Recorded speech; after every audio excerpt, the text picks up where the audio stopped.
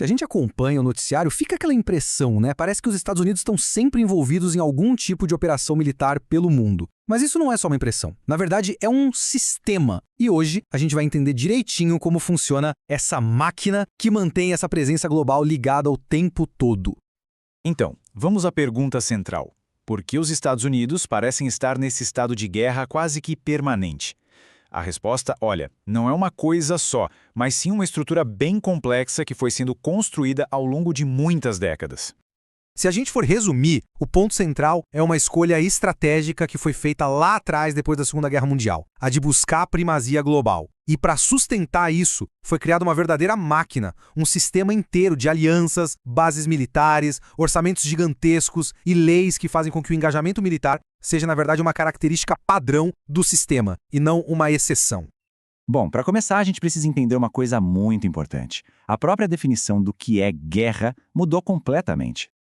Antigamente, quando a gente pensava em guerra, vinha na cabeça o quê? Declarações formais no Congresso, invasões com milhares de soldados.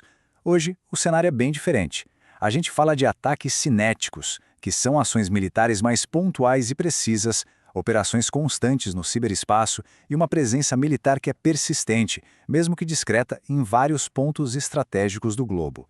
Não é mais sobre uma grande ocupação, mas sim sobre um estado de alerta e ação que não para. E essa ideia não é de agora, viu? Esse estado de engajamento constante tem raízes bem profundas na história do país, faz parte da identidade nacional de certa forma. Mas como é que essa máquina de primazia foi montada afinal? Para a gente entender o que acontece hoje, a gente precisa voltar um pouquinho no tempo, lá para quando as peças desse quebra-cabeça começaram a se encaixar. Pode até parecer difícil de acreditar hoje, mas antes das guerras mundiais, a política americana era outra, a do isolacionismo. O exército era pequeno, a ideia era não se meter nos problemas dos outros. A Segunda Guerra Mundial virou essa chave de um jeito radical. A vitória não só redesenhou o mapa do mundo, como também transformou a autoimagem dos Estados Unidos, de uma nação mais voltada para dentro para uma superpotência com responsabilidades, digamos, globais. E essa frase captura perfeitamente essa mudança cultural. Não foi só uma vitória no campo de batalha, foi o começo de uma nova identidade nacional, que abraçou esse papel de liderança mundial. Ok, para assumir esse novo papel, foi preciso construir essa máquina. E ela tem basicamente 4 peças fundamentais. Primeiro, as promessas feitas a aliados como a OTAN.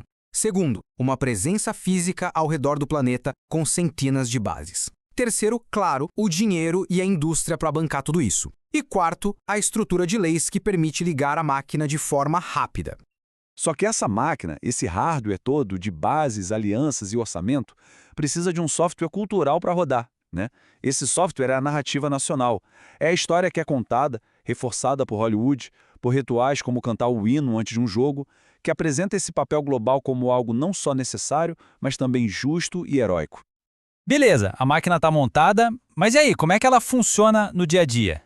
Uma analogia que ajuda bastante a entender é pensar num serviço de assinatura de segurança global, tipo um plano premium, sabe? Os Estados Unidos pagam um valor altíssimo por um serviço que está disponível 24 horas por dia, 7 dias por semana. Quando aparece uma ameaça, um técnico, que pode ser um porta-aviões, por exemplo, é enviado. Não é que uma nova guerra começou, é só uma funcionalidade do plano que foi ativada. E esse serviço de assinatura, ele é sustentado por uma infraestrutura, assim, gigantesca. A gente está falando de mais de 800 bases militares e instalações espalhadas pelo mundo. É essa rede que garante que um técnico possa ser enviado para praticamente qualquer lugar do planeta, e bem rápido. E quando que essa máquina costuma ser ativada? Bom, muitas vezes é para proteger pontos que são verdadeiros gargalos da economia global. Uma ameaça à navegação em um desses corredores estreitos, como o Estreito de Hormuz ou o Canal de Suez, geralmente dispara uma resposta naval ou área americana. E é por isso que a gente ouve falar tanto sobre isso, né? A ação militar americana costuma ser muito rápida, muito visível e numa escala maior.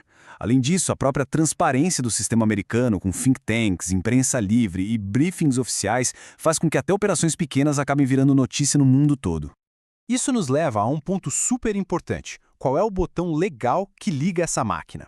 Depois dos ataques de 11 de setembro, o Congresso americano aprovou as chamadas autorizações para uso da força militar, ou AOMFs. A ideia original era combater os responsáveis pelos ataques. O problema é que, hoje, essas mesmas autorizações são usadas para justificar operações do mundo todo, o que gera um debate enorme sobre os limites desse poder. Claro, manter essa máquina funcionando a todo vapor 24 horas por dia tem um preço. E não é baixo. E quando a gente fala em custos, não é só de dinheiro, não. Tem o custo humano, para os soldados e para os civis. Tem o custo de oportunidade, que é a energia política e os recursos que poderiam estar sendo usados em problemas domésticos. E, claro, tem o risco constante de um erro de cálculo levar a um conflito ainda maior com outras potências.